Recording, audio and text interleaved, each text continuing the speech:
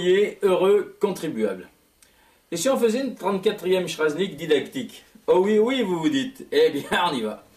Alors j'ai entendu dire que le chômage n'avait jamais été aussi haut. Bon, ça n'a pas été dit très largement parce qu'il ne faut pas traumatiser le peuple. Et le plus important, c'est que notre bonsaï de la République ait fait le meilleur plan de relance du monde et de l'Europe en France, comme il a déclaré en toute modestie devant un parterre de SDF, ravi d'être dans un pays de gavets de pognon, comme disait Coluche.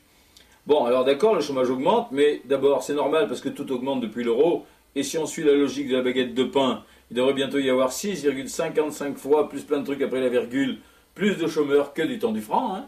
On y va, hein. Et puis c'est la crise, et les banquiers vont quand même pas rendre du pognon tout de suite, ils ont à peine eu le temps d'en profiter, c'est pas facile pour eux.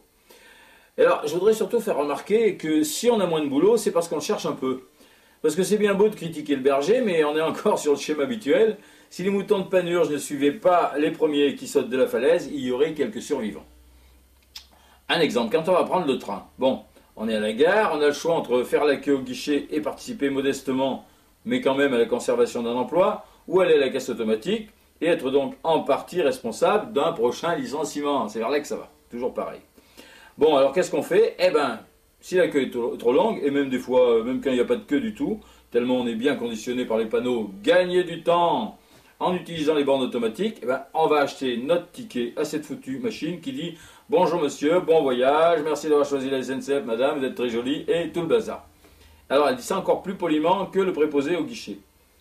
Bon, on fait ça, mais il suffirait de partir de chez soi 10 minutes avant pour avoir le temps de faire la queue, et on aurait des chances de ne pas se retrouver bientôt dans des gares vides avec que des bandits manchots à la place des gens et des SDF partout.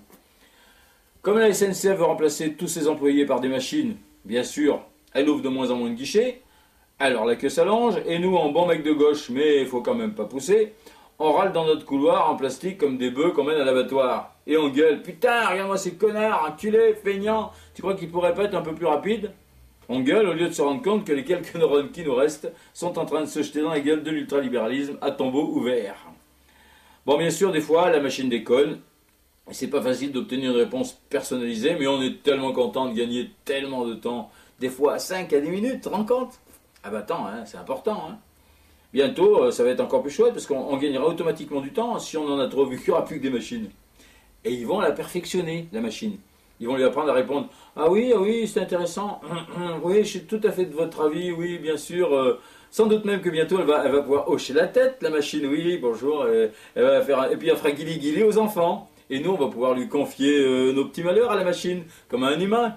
Mieux même, parce que la machine, elle sera toujours d'accord, du moment qu'on ne tentera pas de retirer notre carte bleue.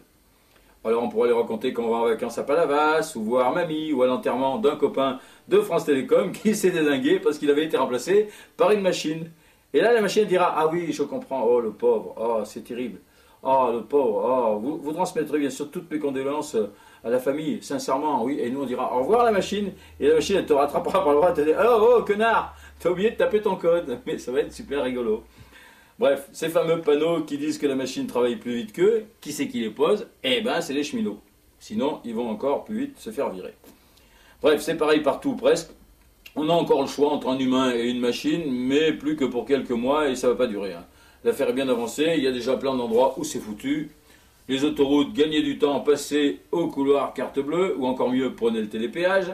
La poste, pensez à peser vous-même votre courrier et affranchissez-le vous-même. Hypermarché, gagnez du temps, passez aux caisses automatiques, d'ici peu la machine te scannera tout le chariot d'un coup, elle te débitera ta carte bleue que tu as dans la poche, en même temps, tu n'auras même plus besoin de la sortir. Tu n'as pas avoir un truc que tu as payé le prix 2 fois, sinon tu payes 2 fois, bref. Même dans les commissariats, ils ont remplacé le planton de l'entrée par un interphone, tu te rends compte, c'est un pauvre malheureux de flic, comme dans tous les clubs privés. Avec les radars automatiques, en plus bientôt, plus de flics non plus, oh ça va être la misère. Dans les années 70, on se faisait traiter de marginal quand on foutait rien. Aujourd'hui, les marginaux, c'est ceux qui ont du boulot. Pour terminer, je rappelle aux employés de France Télécom ce que leur président Didier Lombard a déclaré il y a quelques mois. Il va faire cesser la mode des suicides et arrêter cette spirale avant la fin de l'année. Donc c'est important les gars, l'heure est grave. Il vous reste plus qu'un mois maximum avant que le suicide ne soit interdit sous peine de... Ça, par contre, il n'a pas dit sous peine de quoi? Bon, sous peine de mort, on s'en branle. Peut-être sous peine d'une augmentation, ça c'est possible. Ça devrait être bientôt pareil à la poste. Alors n'oubliez pas d'envoyer votre petite carte au président de la République qui fait toujours si bien les choses. La preuve, d'ailleurs la baisse de la TVA dans la restauration, on dit que ça marche pas, c'est pas vrai. Après analyse, elle a bien entraîné une baisse des prix, mais seulement pour les menus les plus chers. Le but est donc atteint, puisque la TVA ne concerne pas les cantines, et que les pauvres n'ont rien à foutre dans les restaurants. Voilà. Toutes ces bêtises et bien d'autres sont sur schraz.com. Amis chômeurs, pour Noël, n'oubliez pas d'acheter chinois pour être sûr de rester au chômage. Et à la semaine prochaine, si d'ici là, je n'ai pas été remplacé par une machine. Ciao.